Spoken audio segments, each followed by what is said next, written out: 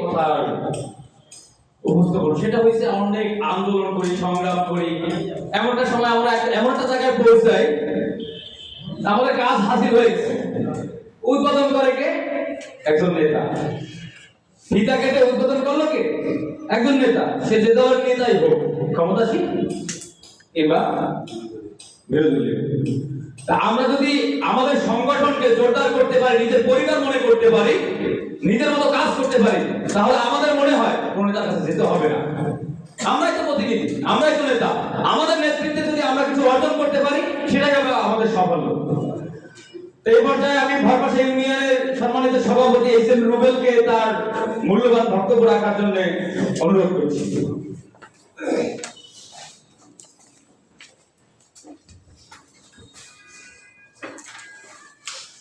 আসসালামু আলাইকুম। আমি একটু ভিন্ন রকম শুরু করি, যেহেতু এক এক ভাই এক এক ভাবে উপস্থাপন করছে।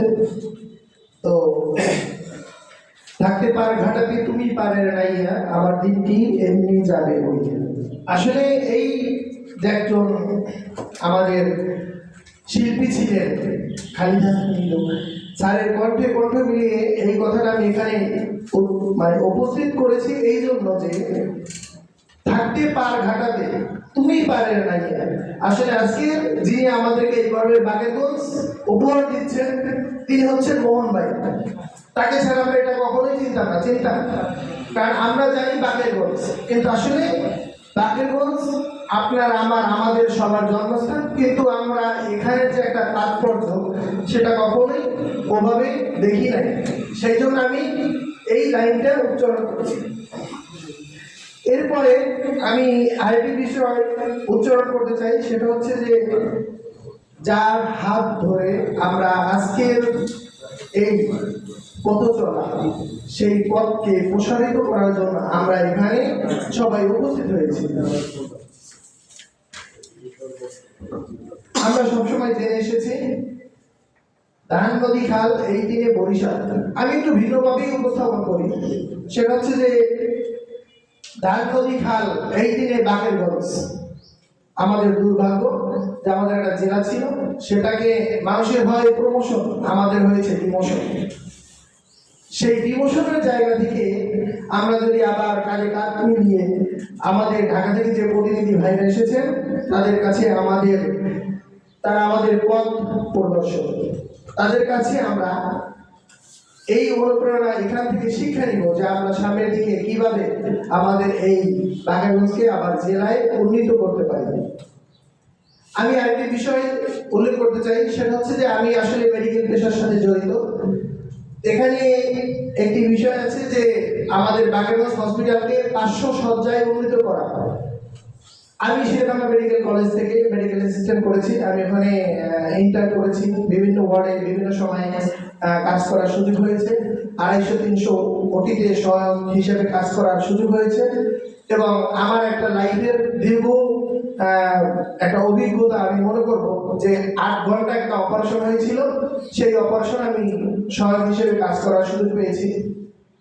তো হসপিটালে কাজ করার পরিপ্রেক্ষিতে আমার একটা জিনিস যেটা উপলব্ধি হয়েছে, আমার বাগেরগঞ্জ থেকে যখন একটা মানুষ যায়, যখন ভর্তি হয়, তখন রোগীর যারা সাথে থাকে তারা সবাই অসহায়ত্ব প্রকাশ করে। যারা ওখানে কর্তব্যরত থাকে তাদের একটা অন্যরকম ভঙ্গিমা থাকে। তো এই ভঙ্গিমাটা থেকে আমাদেরকে বেরিয়ে আসতে হবে। যদি আমাদের বাগেরগঞ্জ হসপিটালে এই ধরনের, যেমন বরিশাল এখান থেকে একটু হাত কাটলেও যেটা 2-3টা স্টেজ দিয়ে শেষ করে দেওয়া যায়, সেইটাকে কি করে এটা বরিশাল এমার্জেন্সিতে নিয়ে যাবে কেন? এইসব বিষয়ে যদি আমরা আমাদের প্রতিনিধিত্ব করতে পারি, যেটা মাহবুব ভাই বলেছিল যে আমরাই তো নেতা, আমরা প্রতিনিধিত্ব করবো। এই হসপিটালটা আমাদের অর্জন, আমাদের সেবা দেওয়ার জন্য তারা এখানে বসে আছে। আমাদের মাথা ঘাম পায়ে ফেলে যে রক্তের পয়সা অর্জিত হয়, সেই টাকাই তাদেরকে বেতন দেওয়া হয়। তাহলে কেন আমরা সেবা পাবো না? এখানে যারা আছে তারা অবশ্যই সব ধরনের কাজ জানা সত্ত্বেও তারা কেন বরিশালে রুগী পাঠায় আমি জানি না। তো যাই হোক, এখানে আমরা যদি আউটসোর্সিং কাজের ব্যবস্থা করি, বিভিন্ন জায়গা থেকে নার্সিং এর বিভিন্ন পোলাপান বের হয় যারা বেকারত্ব ভোগ করছে, যদি কাজের একটা সুযোগ হয় তাহলে অবশ্যই এটা আমাদের শুধু বাকেরগঞ্জের এই বরবাসা বা বাকেরগঞ্জের কাছাকাছি পাঁচলিশপুর ইউনিয়ন বা কাছাকাছি যারা আছে এদের না, এটা এই যে 14টি ইউনিয়ন সবার জন্যই ভালো, সাথে একটা পৌরসভা। আর একটা বিষয় আমি উল্লেখ করতে চাই, সেটা হচ্ছে যে একটা অ্যাম্বুলেন্স এখানে একটা, দেখেন আপনারা এটা সম্পূর্ণ করছেন কিনা জানি না, একটা ওয়াটার অ্যাম্বুলেন্স, ঠিক আছে, এটা যদি সেই অ্যাম্বুলেন্সের ব্যবস্থাটা করা যায়, আমাদের সংগঠনের যে প্রধান যারা এই সূচিটা তৈরি করেছে, এটা একটা সূচি, আমি মনে করি এটা একটা সূচি, এই সূচিটা থেকেই সূচনা, আর সেই সূচনা থেকেই পথচল। সেই সূচিটা আপনারা ভালোভাবে আবারও পড়েন, এখানে কিন্তু গুরুত্বপূর্ণ কিছু পয়েন্ট নোট করা আছে, সেই নোটগুলো পড়েন। যদি আমাদের একটা এয়ার অ্যাম্বুলেন্স হয়, এখানে যারা নদীর ওপারে বসবাস, একটা এমার্জেন্সি রোগী নিয়ে আসার জন্য রাস্তাঘাটে গাড়ি ঘোড়া পাওয়া দুষ্কর, যদি ওরকম ব্যবস্থা হয় অবশ্যই ভালো। সেইখানে স্বাস্থ্য যে বিষয়ে যারা আছেন আমাদের এখান থেকে একটা প্রতিনিধি টিম যদি করে দেওয়া হয়, আমি যেহেতু মেডিকেলে আমি ওই সেক্টরের কথাগুলোই বলবো, যদি একটা মেডিকেলের টিম এখান থেকে গঠন করে দেওয়া হয়, উপজেলা ইউনিয়নের মহোদয় আছে, ইউরো মহোদয়ের কাছে আমরা যদি ওখানে যাই, যে যারা নদীর উপরে আছেন তাদেরকে বিশেষ সুবিধা এই হসপিটাল থেকে দিতে হবে, এবং যারা কত ডাক্তার নার্স আছে যারা দুর্গম পথ পাড়ি দিয়ে আসবে, তাদেরকে যেন এখান থেকে কোনো মতেই রাত 11টা 12টা 1টা 2টে রুগী আসার সাথে সাথেই না বলে যে বরিশাল নিয়ে যাবে, এই শব্দটা যেন উচ্চারিত না হয়, সর্বোচ্চ চেষ্টা এখান থেকেই করতে হবে।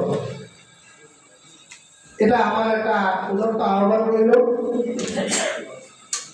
এবং আমি আরেকটি লাইন দিয়ে শেষ করে দিচ্ছি, কে আছো জুয়ান হও আগুয়ান, এ পথ দিতে হবে পারি। আসলে আমরা সবাই জুয়ান, এই পথকে আমরা পাড়ি দিতে চাই, এবং ঢাকা থেকে যে প্রতিনিধি দল আসছে আমরা ওই ভাইদের সাথে কাঁধে কাঁধ মিলিয়ে কাজ করতে চাই। এরপরে আমি আমার বক্তব্য শেষ করছি। আসসালামু আলাইকুম ওয়া রাহমাতুল্লাহ।